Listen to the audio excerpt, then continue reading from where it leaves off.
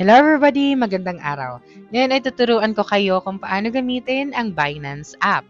So, kailangan mo lang buksan ang iyong App Store or Play Store at i-download ang Binance application. Pagkatapos nyan, ay i-open ang application. Pagkatapos mo i-install ito sa iyong device at makikita mo na ang sign up or login option. So, pumunta muna tayo dito at buksan ang Binance at i-click ang sign up or login. So, dito pa lang makikita mo na ang overview ng application na ito. So, meron kang discover section dito, may following, may news, at iba pa. Ngayon, i-click na natin ang sign up or login. Okay, so pagkatapos yan ay makikita natin dito ang email or phone number. Pwede ka rin mag-login or mag-sign up gamit ang iyong Google account.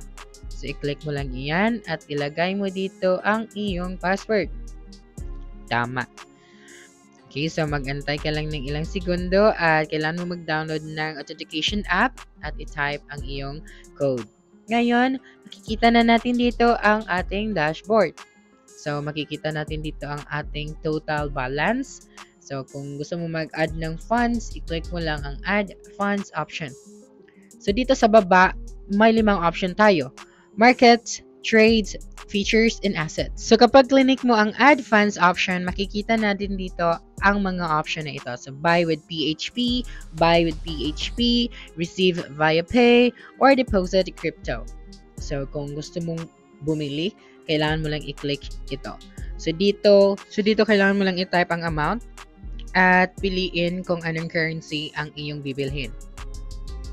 So, katulad na lamang ng 50, at i-click lamang ito at makikita mo lahat ng available na pwede mong mabili dito.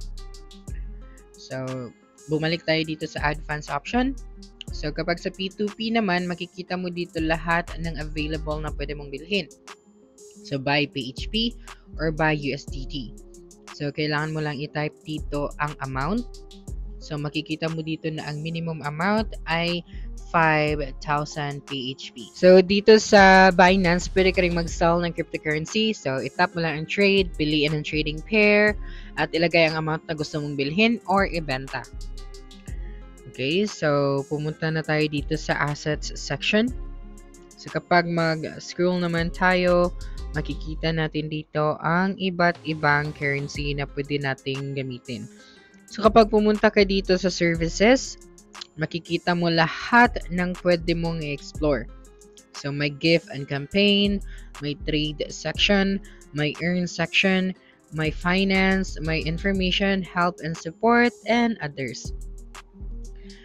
Dito naman sa recommend section, kung gusto mong pumunta sa transfer, so, kailangan mo lang piliin kung saan nagagaling ang transfer na ito at iselect mo lang ang coin.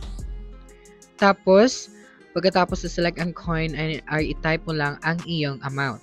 So, kung gusto mong gamitin ng ibang features katulad ng earn, convert, wallet history, sa earn para mas-save ng crypto at kumita ng interest. Sa convert, simpleng palitan ng crypto. Sa wallet, tingnan ang iyong balance at assets. And sa history naman, records ng iyong mga transactions. So, kung gusto mong mag-receive ng payment, so gamitin mo lang ang iyong address or ang iyong code at isend ito sa iyong friend. Ngayon dito sa Binance app, dapat mong tandaan na laging sigurado ang seguridad ng iyong account. So, gumamit ka ng malakas sa password, i-activate ang two-factor authentication gamit ang Google Authenticator or SMS, at huwag mag-login sa public Wi-Fi o sa mga hindi kilalang device. And that's it for this video. If you think this video helped you solve your concern, please subscribe, like this video, and leave your comment below. Bye!